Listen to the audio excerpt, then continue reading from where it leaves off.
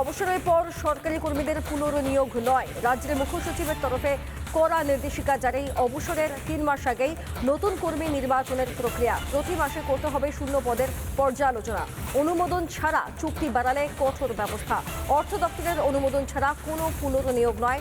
বড় আপডেট আপনাদেরকে জানিয়ে রাখি, অবসরের পর সরকারি কর্মীদের কোনো পুনর্নিয়োগ নয়। কি জানাচ্ছেন মুখ্য সচিব, আমি আরো বিস্তারিত জানবো। অনুপম আমাদের প্রতিনিধি রয়েছে, অনুপম তোমার থেকে জানবো।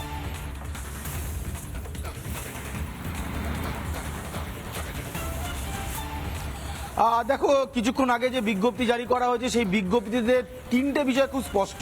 প্রথম কথা হচ্ছে, সরকারি কোনো পদে যদি নিয়োগ হয় সেটা অর্থ দপ্তরের অনুমোদন ছাড়া নিয়োগ করা যাবে না, এবং নিয়োগের আগে দুটো প্রক্রিয়া বা দুটো বিষয় নজর রাখতে হবে। প্রথম বিষয়, কোন দপ্তরে কত শূন্যপদ খালি হচ্ছে সেটা প্রতি মাসে তার একটা অ্যাসেসমেন্ট রিপোর্ট করতে হবে। অর্থাৎ ধরে নাও যে অর্থ দপ্তরে কোনো নিয়োগ প্রক্রিয়া করতে হবে, কতজন কর্মী রয়েছেন এবং কত নিয়োগ প্রয়োজন রয়েছে তার একটা অ্যাসেসমেন্ট রিপোর্ট করতে হবে। এর পাশাপাশি যদি কোনো দপ্তরে নিয়োগের প্রয়োজনীয়তা হয় 3 মাস আগে তার প্রক্রিয়া শুরু করে দিতে হবে। এবং এই এক্সটেনশনের ক্ষেত্রে যেটা এই রিপোর্ট বা এই বিজ্ঞপ্তিতে বলা হচ্ছে যে অযথা এক্সটেনশন করা যাবে না।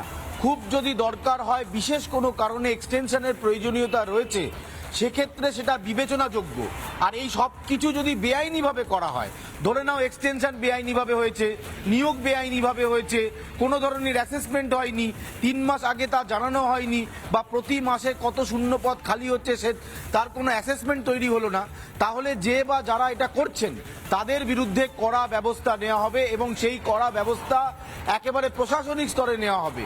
অর্থাৎ পশ্চিমবঙ্গ সরকার যেটা চাইছে, মাননীয় শুভেন্দু অধিকারী রাজ্যের মুখ্যমন্ত্রী তিনি যেটা চেয়েছেন যে নিয়োগের ক্ষেত্রে একেবারে স্বচ্ছতা থাকবে, এক্সটেনশনের ক্ষেত্রে সরকারি কর্মচারীদের প্রয়োজনের ওপর নির্ভর করছে তার এক্সটেনশনটা, অযথা এক্সটেন্ড করা যাবে না।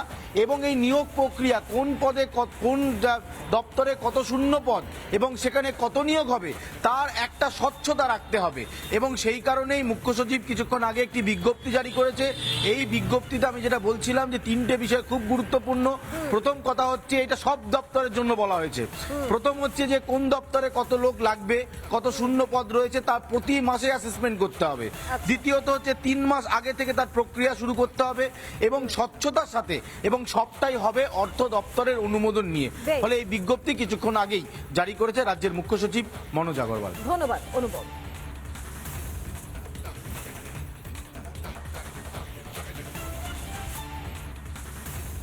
নানা ধরনের কন্টেন্ট দেখার জন্য লাইক করুন, শেয়ার করুন আমাদের ফেসবুক পেজ, সাবস্ক্রাইব করুন আমাদের ইউটিউব চ্যানেল। পাশাপাশি অন্যান্য ব্রেকিং নিউজের জন্য অবশ্যই চোখ রাখুন রিপাবলিক বাংলায়।